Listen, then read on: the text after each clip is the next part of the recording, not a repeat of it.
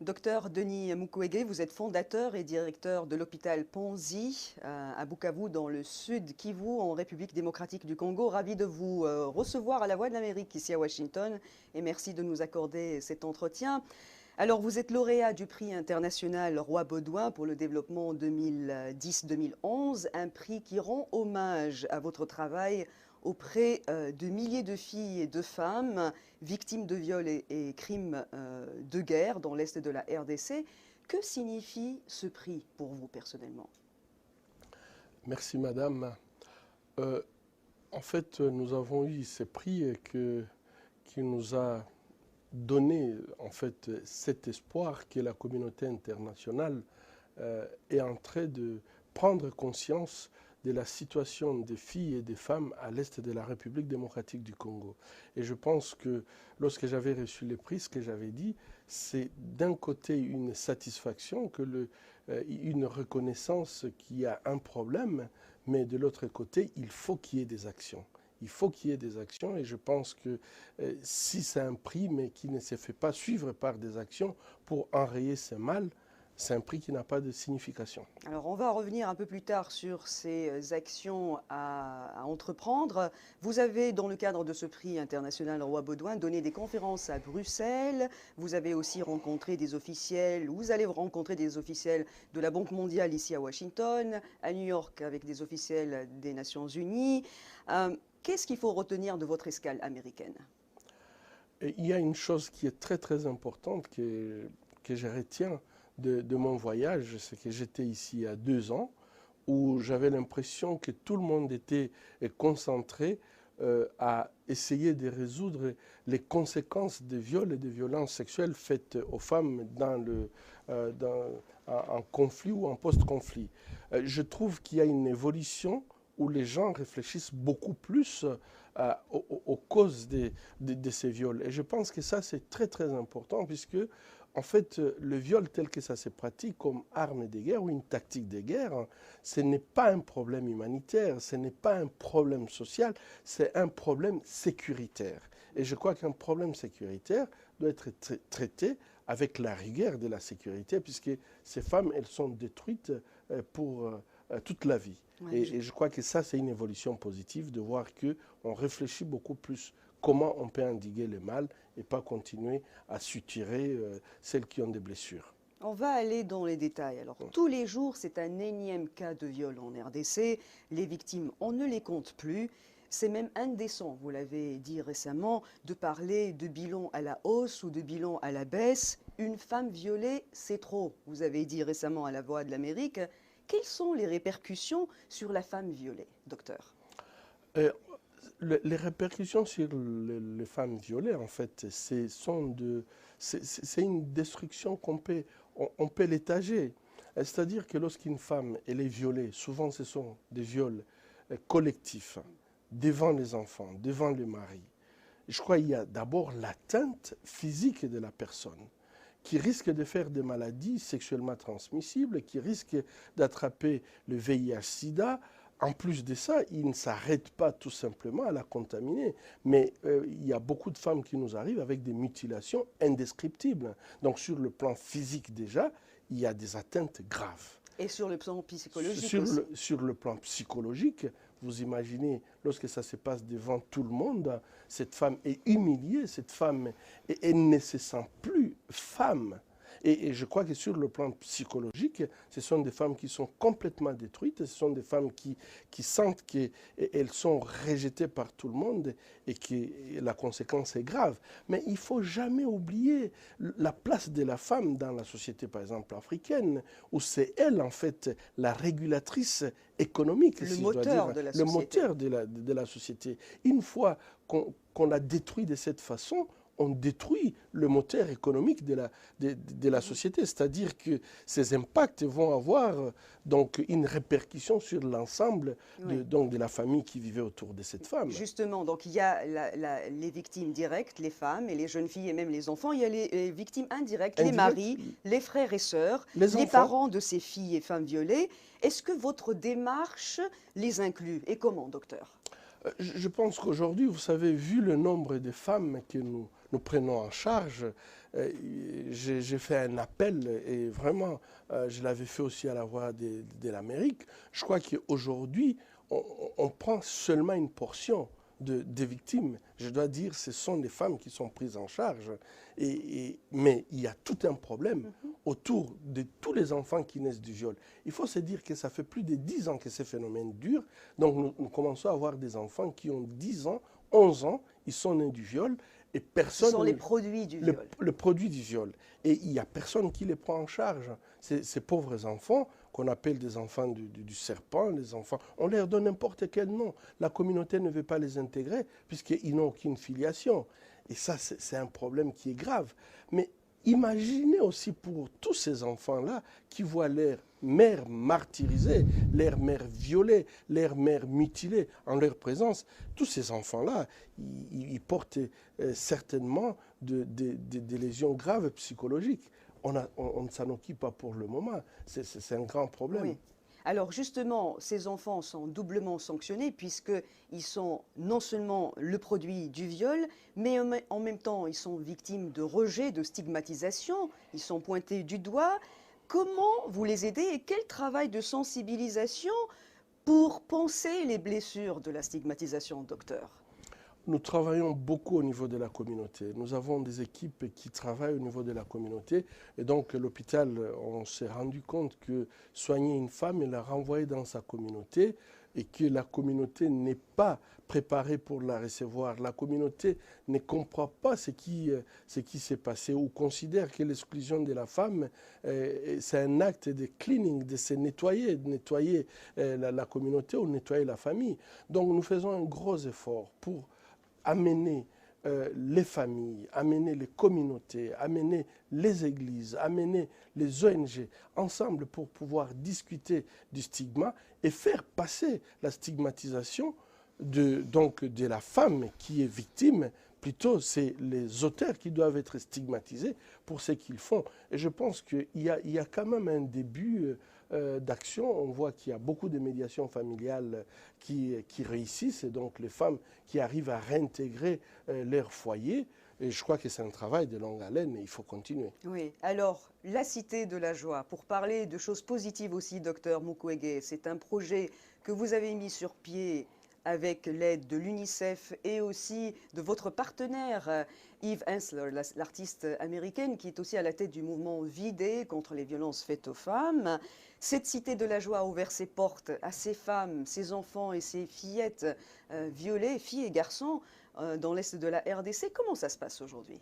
En fait, l'idée de la Cité de la Joie, c'est que on avait découvert une chose, c'est que les gens qui violent les femmes avec cette brutalité, ils essayent de les détruire. Mais il y a des femmes qui font un sursaut, et c'est ce sursaut-là, cette volonté-là de se battre, cette volonté-là, non pas de se battre pour elles-mêmes, mais pour se battre également pour leurs enfants, pour leur famille. En fait, on a réalisé que ces femmes, c'était des véritables leaders. Et la Cité de la Joie, l'idée, c'est de transformer la douleur en pouvoir. Et l'idée est très simple, c'est que nous voulons avoir des femmes là pendant une période de 6 mois maximum, mais pendant cette période, lorsqu'elles sortent de la Cité de la Joie, dans leur communauté, quel que soit leur niveau. Hein. Pour être leader, on peut être vendeur de cacahuètes au niveau du village, mais lorsqu'on sait mettre de l'ordre dans des choses, lorsqu'on sait dire aux gens ce qu'il faut faire pour que la communauté avance, c'est le travail que nous essayons de faire avec les femmes, puisque nous pensons que si nous avons des femmes qui ont cette capacité de leader à tous les niveaux, leurs solutions seront beaucoup plus trouvées à leur niveau qu'à l'extérieur. Et que vous disent-elles, ces femmes que vous soignez tous les jours, docteur? Vous pensez leurs blessures, vous les soutenez moralement, physiquement. Que vous disent-elles? Je crois qu'il y a toujours une évolution dans le langage. Lorsque nous recevons les femmes, la plupart, elles arrivent dans un état de dépression, et ça, on peut très très bien comprendre. Elles sont désespérées, mais je trouve qu'il n'y a pas plus de joie que nous avons que lorsque, par exemple, vous aviez soigné une femme qui avait de gros problèmes, puisqu'on a détruit sa vessie, on a détruit sa partie génitale, et que la femme vienne, par exemple, vous dire pour la première fois, docteur, j'ai pu uriner. Vous imaginez, c'est une nouvelle naissance. Oui. Et c'est comme si nous vivons avec ces femmes, à chaque fois qu'elles passent d'une guérison, donc elle fait une guérison physique, vous voyez quelqu'un renaître, vous voyez quelqu'un avoir de nouvelles aspirations. Et je peux vous dire que c'est quelque chose qui nous pousse à continuer. Parce que Déjà, ce sourire qu'elle vous offre, c'est déjà un grand pas. C'est un grand pas. Oui. Quand on a ces sourires, c'est un grand pas. J'ai toujours un signe, en fait, un paramètre que je garde. Je vois les petites filles de 12, 13, 14 ans qui sont violées, qui se retrouvent dans un état de destruction grave.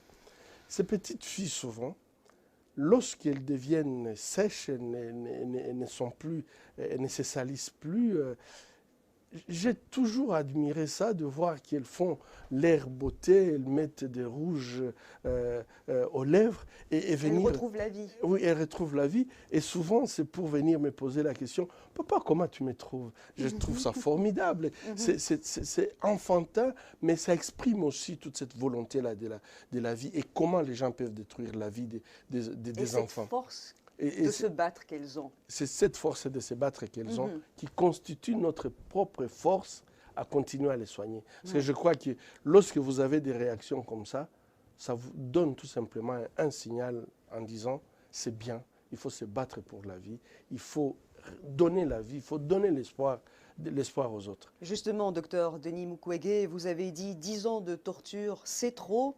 La communauté internationale doit changer de stratégie. C'est ce que vous avez dit récemment à La Voix de l'Amérique. Que peut faire justement la communauté internationale de différent aujourd'hui pour contenir cette gangrène, je dirais? Je pense que ce qui se passe à l'est de la République démocratique du Congo, je crois que ce n'est pas plus compliqué que ce qui s'était passé par exemple en Bosnie. On a des relations avec des femmes bosniaques qui sont venues au Congo. Nos équipes se sont déplacées en Bosnie. Et on a eu des échanges. Ce qui s'est passé en Bosnie, c'est exactement ce qui est en train de se passer au Congo. La seule différence, c'est que là, ça dure 10 ans. Et qu'en Bosnie, en 3-6 mois, la communauté internationale avait dit ça ne peut pas continuer. Je crois que c'est une prise de conscience que nous sommes sur la même planète. C'est une prise de conscience qu'on ne doit pas laisser le mal, quel que soit là où le mal se passe.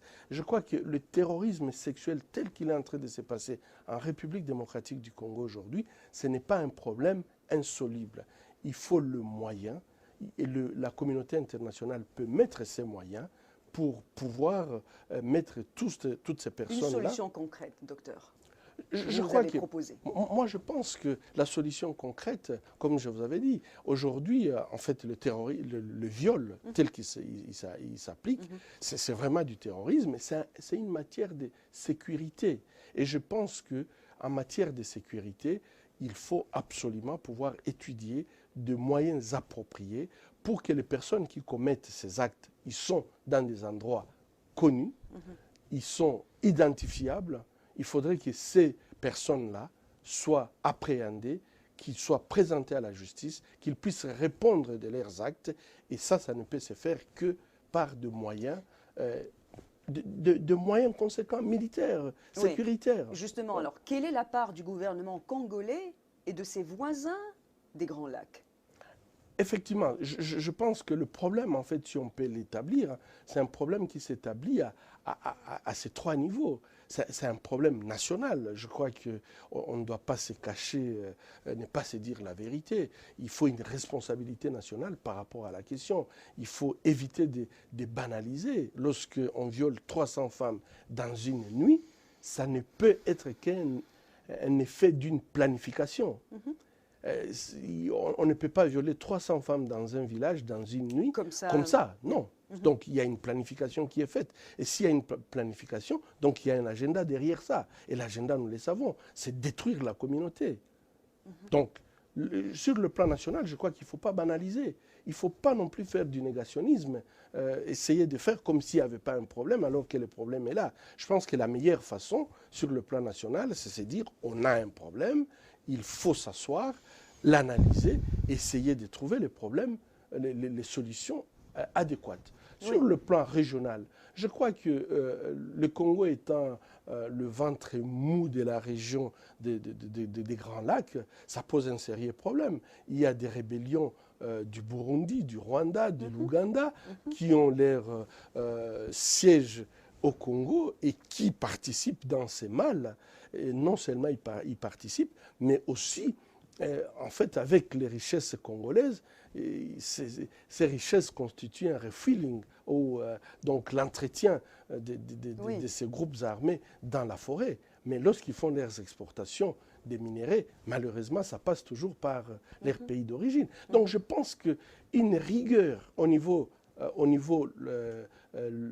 régional de tous les leaders régionaux, de dire que ces problèmes doivent s'arrêter. C'est une honte pour la région, c'est une honte pour notre humanité. Et je pense que sur le plan de la communauté internationale, il y a des actions à pouvoir faire, et spécialement, je crois qu'aujourd'hui, nous avons la MONUSCO, mais je crois que la MONUSCO devrait aussi beaucoup travailler avec ces femmes.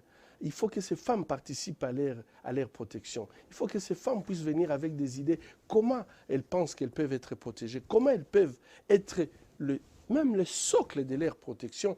Et que c'est la MONUSCO qui organise ça. Je pense que tous ces éléments-là peuvent faire que la coordination des efforts, je suis sûr que c'est un problème qui peut se résoudre plus vite que maintenant, on va vraiment très lentement et les victimes n'attendent pas. Et docteur, alors vous venez de parler de la MONUSCO, on le sait, elle vient de prolonger son mandat d'1 an. Après son désengagement, tel que l'a demandé le gouvernement de Kinshasa, après son départ définitivement de la RDC, qui va assurer la sécurité de ces femmes? Est-ce que ça vous inquiète? J'imagine que oui. Je pense qu'aujourd'hui, à mon avis, il est hors des questions de pouvoir penser que la MONUSCO parte. Si la MONUSCO partait, c'est le chaos. Il n'y a pas un système de remplacement. Et je crois que ça aussi, ce sont des faiblesses qu'il faut pouvoir résoudre. Si la MONUSCO est là aujourd'hui, normalement, on devrait voir sur terrain un mécanisme donc de remplacement. Et ça ne peut pas se construire en un jour. Ce n'est pas puisque New York décide aujourd'hui que le mandat se termine, que demain, la prise en charge va se faire. Je crois que ça devrait être progressif. Progressivement, je crois que la MONUSCO devrait aider à pouvoir former une armée qui peut prendre la relève, un système sécuritaire. Nous insistons sur la réforme donc, du secteur sécuritaire en République démocratique du Congo. Et je pense que la communauté internationale, dans le rôle d'ailleurs, le mandat de l'ONU, c'est dans un post-conflit, c'est d'aider les pays en fait, à reconstruire son armée, à reconstruire son système de sécurité. Et là, je crois, permettez, il y a quelque chose qui s'est passé, qui s'est fait, et qui s'est très mal fait, qu'on appelle le mixage, où on a pris des groupes armés, sans tenir compte de leur formation. Il n'y a pas eu de vetting, rien n'a été fait, on a mis seulement les gens qui n'ont pas les mêmes objectifs ensemble, et c'est ce qu'on appelle aujourd'hui les FARDC. Mais on voit très bien que sur terrain, ça ne marche pas, ça ne fonctionne pas du tout. Ce n'est pas une armée, ils sont restés des groupes armés et qui commettent encore la même chose que quand ils étaient dans les bandes armées. S'il vous plaît, madame, moi j'ai dit, ça ce n'est pas l'armée qu'il faut pour protéger les femmes.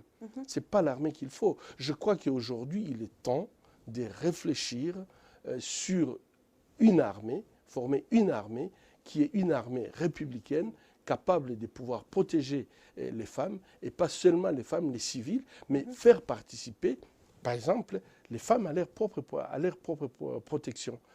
Sans pouvoir faire ça, je crois qu'on fait garder en fait les populations qui ont été violées, on les fait garder par leurs violeurs. Et ça, c'est un traumatisme supplémentaire.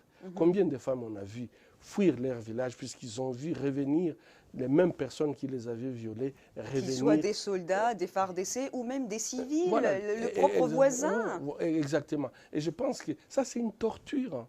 Vous ne pouvez pas vivre en permanence chronique, avec quelqu'un qui vous a fait mal, qui vous a détruit de cette façon. Et je pense qu'il faut tenir compte quand même des victimes aussi.